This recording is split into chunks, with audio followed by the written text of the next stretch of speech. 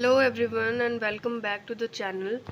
आज हम programming principal जो हमारा है वो अभी बाद में करेंगे क्योंकि मैनेजमेंट का बहुत सारा सिलेबस रह रहा है। प्रोग्रामिंग प्रिंसिपल बहुत जल्दी कंप्लीट करा दूंगी मैं, यूनिट 1 आपके उसमें थोड़ा सा ही रह गया है। तो पिछली वाली वीडियो में हमने फीचर्स पढ़े थे मैनेजमेंट के। Today we will learn about the nature of management and management as an art and science. That's all for today's video. और उसके आगे हम बहुत सारी चीज़ें पढ़ेंगे, लेकिन अभी हम इतना ही पढ़ेंगे जो कि मोर देन इनफ है। नेचर ऑफ मैनेजमेंट क्या होता है? Management is purposeful. मैनेजमेंट क्या है? पर्पसफुल है। वो क्यों है? Management is a goal oriented activity. बिना किसी गोल के आप मैनेजमेंट कैसे करोगे? जैसे कि फॉर एग्ज़ाम्पल मैंने आपको एक गोल दिया है कि आपको 10,000 लाइक्स लेके आने हैं अपनी यूट्यूब चैनल पे।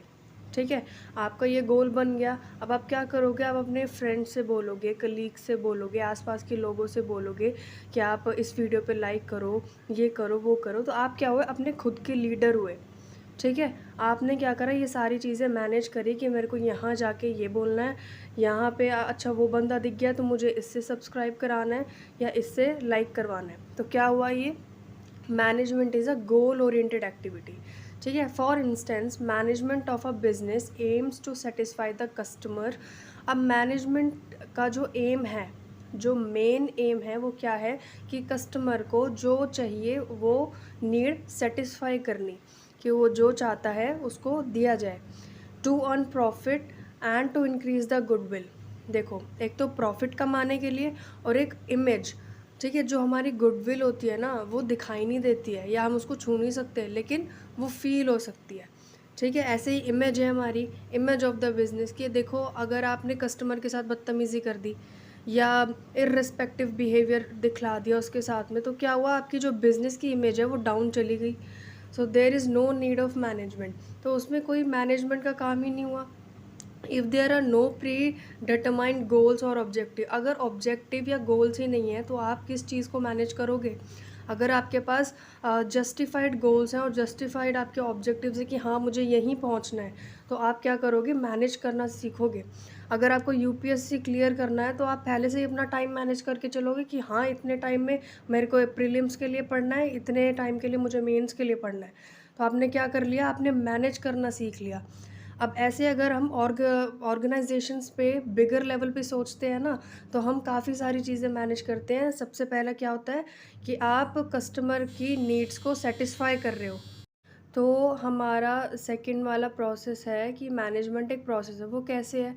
कि management is a process which consist of certain functions like planning, organising, staffing. ये पहले वाले टॉपिक में भी मैंने कराया था कि जो मैनेजमेंट है वो एक प्रोसेस की तरह काम करता है। कैसे प्रोसेस की तरह करता है? क्योंकि उसके अंदर फंक्शंस होते हैं। ठीक है, थोड़े फंक्शंस होते हैं जिसकी वजह से जो मैनेजमेंट है उसकी नींव रखी जाती है। तो उसका बेस क्या हुआ? अगर मैनेजमेंट पिलर है ना, तो उसका बेस क्या हुआ? Planning, organising, staffing, directing and controlling. ये जो जितनी चीज़ें हैं वो मैनेजमेंट के पिलर हैं। These functions required specialised knowledge and skills for their efficient performance. अगर किसी नौसिखिए को आप बिठा के मैनेजर बना दो तो वो ये सारी चीज़ें नहीं कर पाएगा और वो मैनेजमेंट में फ़ेल हो जाएगा। इस चीज़ के लिए स्पेशलाइज्ड नॉलेज लगती है और स्किल्स लगते हैं। अगर किसी के पास स्किल्स ही नहीं है, उसका इंटरेस्ट ही नहीं लाया कर रहा है इसमें, तो आप कैसे करा लोगे? तो they are perform continuously by the managers at all the level in the organisation. ये सारी चीज़ें किसके द्वारा परफॉर्म की जाती हैं? वी नो दैट मैनेजर के द्वारा। अब आते हैं हम अपने थर्ड पॉइंट पे। वो क्या है? कि management is a group activity. वो क्यों बोला गया है? ग्रुप एक्टिविटी क्यों? हम इंडिविजुअली क्यों नहीं कर सकते? Management is an integral part of any group activity. अब देखो, अगर मैंने आपको बोला है कि आपको एक दिन के अंदर कितनी ईंटें उठानी है, 1000 ईंटें उठानी है, वो भी 1 घंटे में, तो आप उठा पाओगे? डेफिनेटली नहीं उठा पाओगे। हालांकि अगर भीम हो तो उठा लोगे, नहीं होगे तो नहीं उठा पाओगे। अब देखो, अगर मैं बोलूँ कि आप हो 100 बंदे, अब 100 बंदे लगे हुए हो 1000 ईंट उठाने में 1 घंटे में, तो हाँ थोड़ा काम ईजी हो जाएगा और कर लोगे। ठीक है, तो इसीलिए बोला गया है कि मैनेजमेंट क्या है? ग्रुप एक्टिविटी है। कि काम अगर बट जाएगा तो टाइम भी कम लगेगा और काम जल्दी हो जाएगा और सक्सेसफुली हो जाएगा। इसीलिए बोला है कि मैनेजमेंट क्या है, ग्रुप एक्टिविटी। चौथे नंबर पे जाते हैं कि मैनेजमेंट क्या है, कि यूनिवर्सल है। यूनिवर्सल क्यों है? Management is essential for effective performance of any organised activity. Management क्या है? एसेंशियल चीज़ है, ज़रूरी चीज़ है। किस चीज़ के लिए? इफ़ेक्टिव परफॉर्मेंस के लिए, किसी भी ऑर्गेनाइज एक्टिविटी के लिए। क्यों? क्योंकि thus it is a universal in nature, the principle and techniques of management have universal application. देखो, मैनेजमेंट हर चीज़ में लगती है, चाहे आप अपने घर से लेके चलो, चाहे आप स्कूल देख लो, हॉस्पिटल देख लो, या फिर छोटी सी पान की दुकान ही देख लो, उसके अंदर भी मैनेजमेंट लगती है। ठीक है, सारी चीज़ों में मैनेजमेंट चलती है, इसीलिए वो यूनिवर्सल है। सबकी टेक्निक्स अलग हो सकती हैं और प्रिंसिपल अलग हो सकते हैं, लेकिन जो मैनेजमेंट है वो स्टिल है, वो चलेगा ही चलेगा, वो मस्ट है। तो अब देखते हैं fifth point, management is achieving results through others. अब मैंने आपको पहले वाले डेफिनेशन में पढ़ाया था, जो शायद पीटर एफ ड्रकर ने बोला था, आई थिंक, कि जो मैनेजमेंट है वो क्या है, एक प्रोसेस है दूसरों से अपना काम निकलवाने के लिए। तो ऐसे ही फिफ्थ पॉइंट है हमारा कि मैनेजमेंट क्या है, कि हम दूसरों से अपना रिजल्ट निकलवा रहे हैं। रिजल्ट कैसे?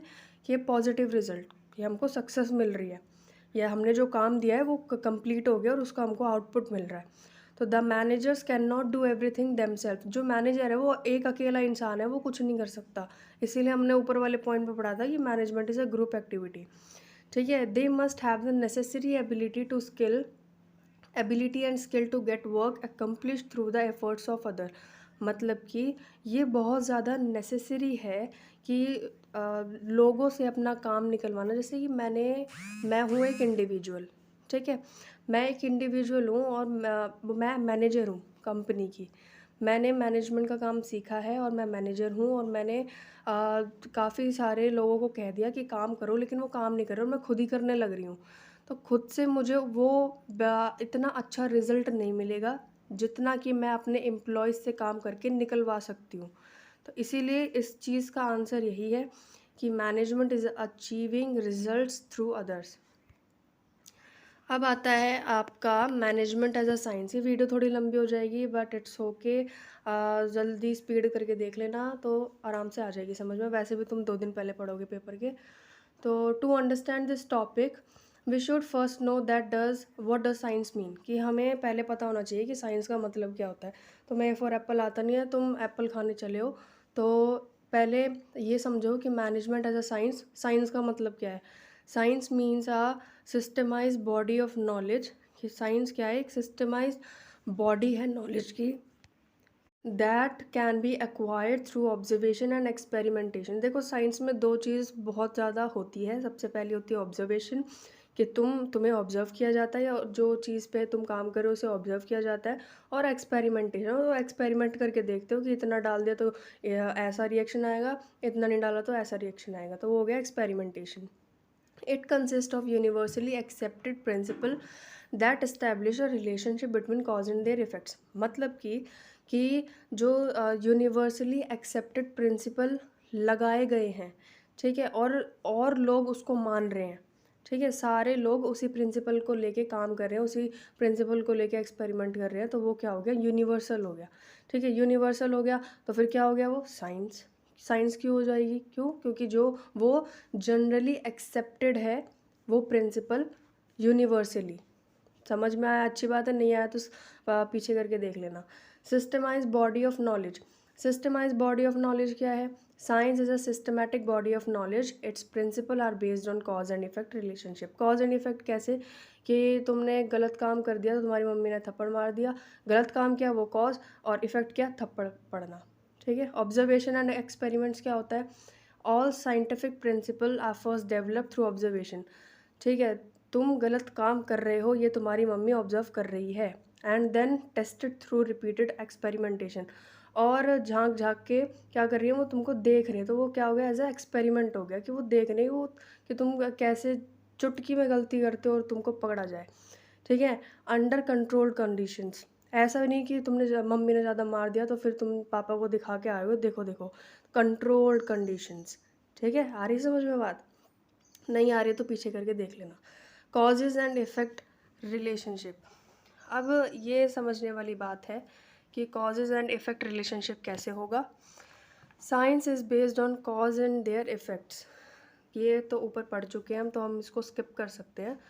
यूनिवर्सल वैलिडिटी भी हम ऊपर पढ़ चुके हैं। तो जितनी चीज़ें पहले पढ़ चुके हैं आप एज इट इज़ सेम लिख सकते हो, कोई भी फ़र्क नहीं पड़ेगा। जैसे आप यूनिवर्सिटी का पेपर देते हो ना, तो उसमें क्या होता है, आपको बस आंसर शीट भरनी होती है, लेकिन ऐसा भी नहीं कि कुछ भी लिख दो, उससे रिलेटेड लिख के आना होता है। ठीक है, चलो अब आता है हमारा management as an art. Management as an art और मैनेजमेंट एज अ प्रोफेशन, मैं दोनों को एक साथ पढ़ाऊँगी। तो बस तो आज के लिए बस इतना ही। And if you like this video so please do like, comment and subscribe to my channel, और लोगों से भी करा दो यार। ठीक है, और बस मिलते हैं नेक्स्ट वीडियो में।